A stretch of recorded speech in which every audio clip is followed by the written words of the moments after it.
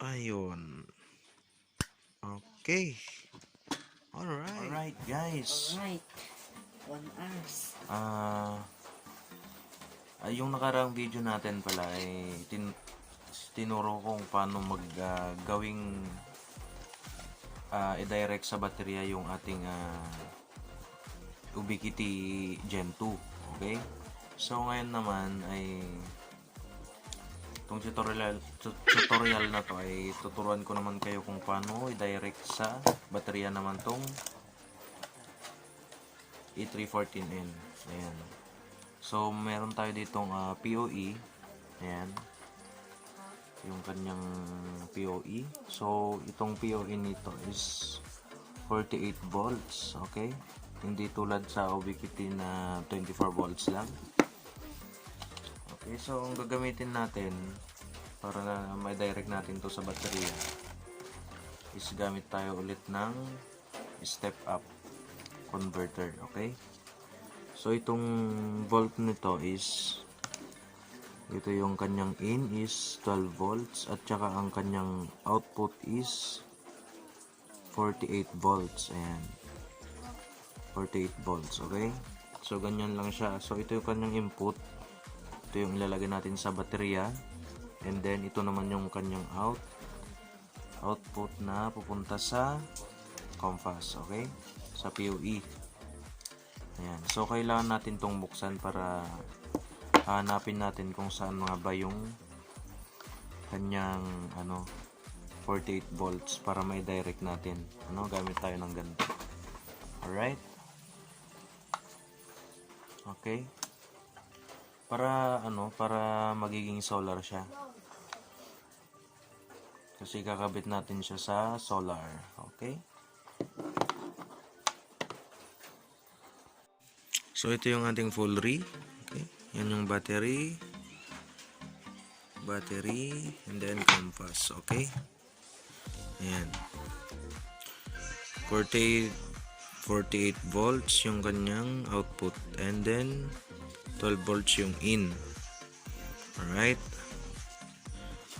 so alisin lang natin to, bubuksan natin. Alright, yan is nabuksan na natin yung ating PoE. Ayan yung compass. Okay, so ito yung kanyang nasa loob. Alright, so ngayon naman ang gagawin natin is hanapin natin yung wire na galing dito. Okay, so nahanap ko na siya. Ayun, yung nasa gilid, yung dalawang yun, yung white. So nakat ko na rin siya, so kailangan natin ikat. Pero as long as kinat ko na siya para diretso na, ikat natin yung dalawang wire na yan. Okay, yung nasa loob. Ayan. And then susunod natin na hanapin kung saan nakakonekta yung dalawang yun dito sa likod. Okay, so hanapin lang natin, tingnan natin yung kung saan na ba yun, tayo mag-focus. Okay, so ayan. So dito siya nakakonect. Ayan, so andito. So ngayon nahanapin natin kung saan dito ang positive and then negative. Alright,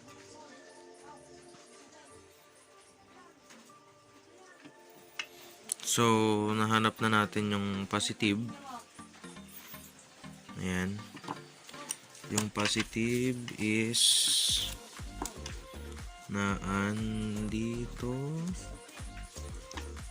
nandito banda.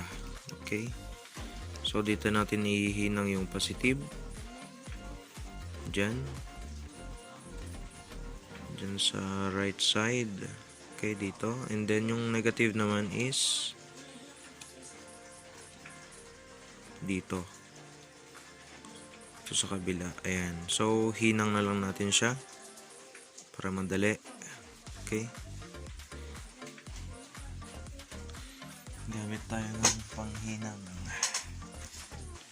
Meron akong gamit dito na panghinang, and then Ayan. Soldering iron. Ayan. Alright, so hinang na natin.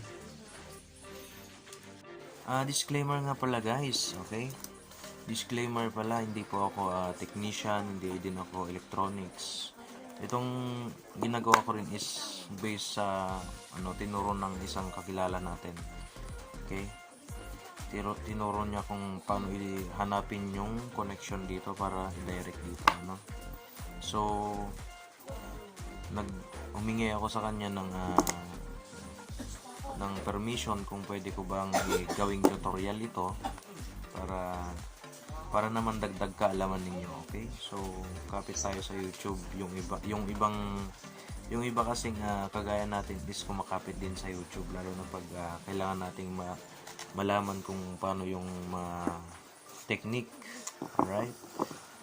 So, yun, correct me if I'm wrong na lang sa mga master dyan, okay? Alright, so hihinang na natin. Positive and negative, okay? Alright.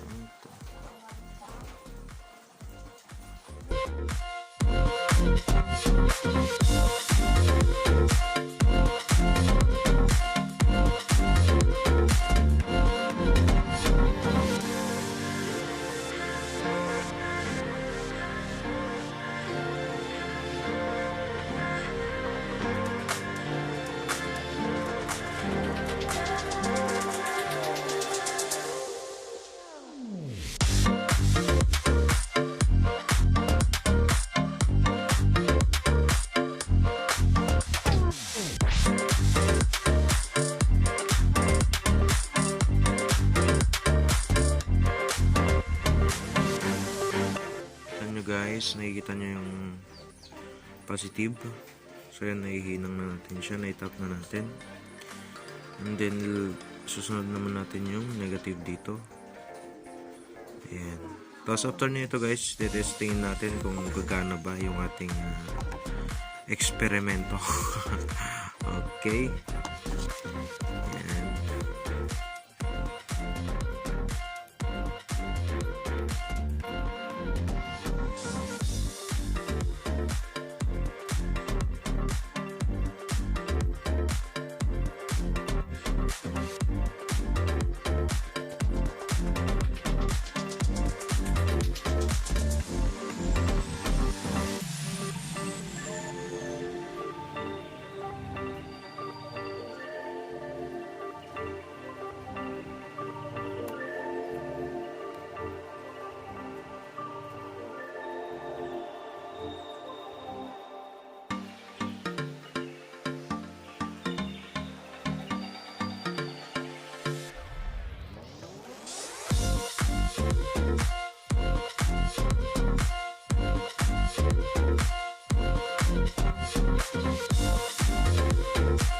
Alright guys, so nahihinang na natin dalawa. Yan, negative and positive. Okay, tingnan natin kung tama ba yung wire lang, nakaharang to eh. Yun yung wire na dalawa. Yan, nahulog. Okay. Yan yung wire na dalawa na hinanap natin. So, dito siya. Ayan, negative and positive. So ngayon try naman natin guys connect sa baterya. Okay, ito yung gamitin natin. Alright, so ready. Alright, so try na natin siya kung gumagana ba. I-connect natin sa baterya itong ating step up. Unahin natin yung negative. Okay. Always start nga pala guys, konting tip lang is always start sa negative, okay? So connected na, then sa positive naman tayo. Okay, so tingnan nyo yung light indicator, okay? Ayan, tingnan natin, okay? Pagtikitin ko na yung positive, tikit ko na, then tikit. So ayun, so ayan yung kanyang setup, okay? from battery to a step up and then into PoE. Okay, so hindi na natin kailangan ng inverter dito. Kasi yung inverter kasi maraming loss yan. Maraming loss sa energy. Okay, mas matipid to kasi direct na siya, okay? Okay, so kunting review lang guys. So unang mong gagawin is buksan yung ating PoE. So yan, binuksan natin. And then dito, hanapin natin yung wire. Doon. Yung wire dito banda. Then ikat natin yung dalawa. Okay? Yung sa gilid yun. So gumagana siya. Okay? Tapos hanapin natin kung saan nakakonekta yung dalawang wire. So dito. Yan. So ininang na natin kanina. Okay? So and then gamit tayo ng step up converter. Okay? So ito. Ayan. Then connecta natin siya sa battery, negative and positive. So ayan, gumagana siya. Sabihin yung hindi. Okay, yan. Wala pong nakakon na ibang power. Okay. Yan lang siya. Okay, so ngayon naman guys is i-connecta natin siya sa ating Comfast antenna. Okay. Para makita natin kung talagang working yung ating ginawa. Okay, so meron tayo ditong gamit na LAN cable. Okay. So i-connect natin siya dito sa PoE.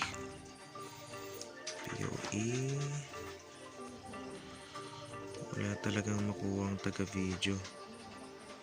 Okay. Tayo na lang muna.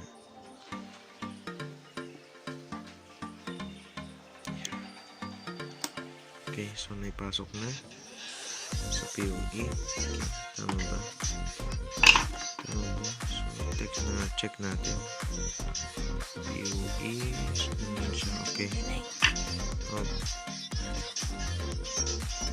Okay, so sasaksak natin tong isang dulo. So, yan. Sasaksak natin sa 1. Ano ba yung 1? Ito. Ayan. Sa 1. Okay. Alright. Saksak natin. So, tapos tingnan natin. Saksak ko. Then tingnan natin yung ilaw. Ito yung ilaw. Okay. Yan yung ilaw. Then saksak natin sa 1. Tingnan nyo guys kung gumagana. Okay. Ayun. Okay. Alright. So, okay na naman yung ating ginawa ngayon. So, may natapos tayo. Okay. So, ayan. So, ready na siya for installation. Okay. Installation sa ating solar. Okay. So, hanggang dito na lang yung ating video guys. So, hanggang dito na lang yung ating video guys. And then, sana nagustuhan nyo at may natutunan kayong kaunti. Okay. So, disclaimer ulit, di po ako technician, electronics, gano'n, etc. Nakuha ko lang din to sa kakilala natin. Okay. So, don't forget to subscribe and like and share. Ayan. Para mapanood naman ng iba. Okay. Salamat.